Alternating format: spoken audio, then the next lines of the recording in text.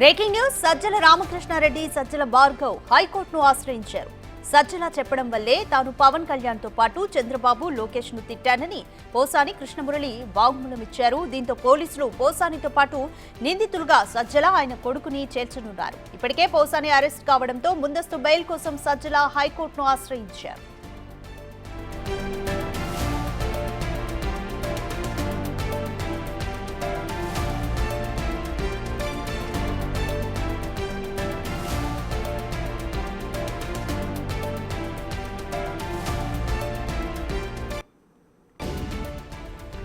సజ్జల రామకృష్ణారెడ్డి, సజ్జల భార్గవ్ హైకోర్టును ఆశ్రయించారు. సజ్జల చెప్పడం వల్లే తాను పవన్ కళ్యాణ్ తో పాటు ఇక చంద్రబాబు, లోకేష్లను తిట్టానని పోసాని కృష్ణమురళి వాగ్మూలం ఇచ్చారు పోలీసులకు. అయితే దీంతో పోలీసులు పోసానితో పాటు సజ్జల, ఆయన కుమారుణ్ణి కూడా నిందితులుగా చేర్చనున్నారు. ఈ నేపథ్యంలోనే ఇప్పటికే పోసాని కూడా అరెస్టు కావడంతో ముందస్తు బెయిల్ కోసం సజ్జల, ఆయన కుమారుడు హైకోర్టును ఆశ్రయించారు.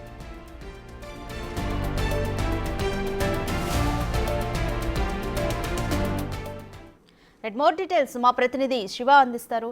రైట్ శివ, పోసాని కృష్ణమురళి ఇప్పటికే స్టేట్మెంట్ ఇచ్చారు పోలీసులకి. సజ్జల రామకృష్ణారెడ్డి ఆయన కుమారుడు చెప్పడం వల్లే నేను వ్యాఖ్యలు చేశానంటూ కూడా కంప్లీట్ డీటెయిల్స్ ఏ విధంగా ఉన్నాయి?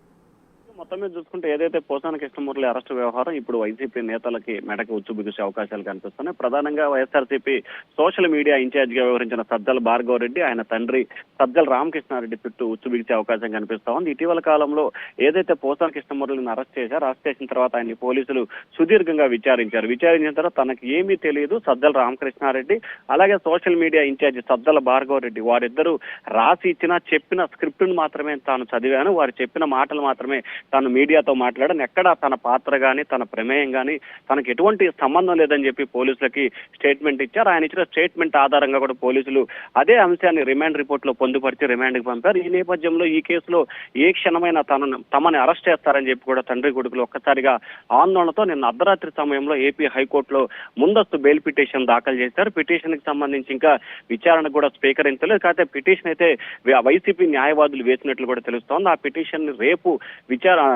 విచారణకు స్వీకరించే అవకాశం కనిపిస్తోంది. ఎల్లుండి ఈ పిటిషన్ పై తీర్పు చెప్పే అవకాశం, అంటే బెయిల్ ఇస్తారా లేకపోతే డిస్మిస్ చేస్తారా అనే దానికి సంబంధించి కూడా మంగళవారం ఈ పిటిషన్ పూర్తి స్థాయిలో విచారణకు వచ్చే అవకాశం కనిపిస్తా ఉంది. Radhika, thank you Shiva.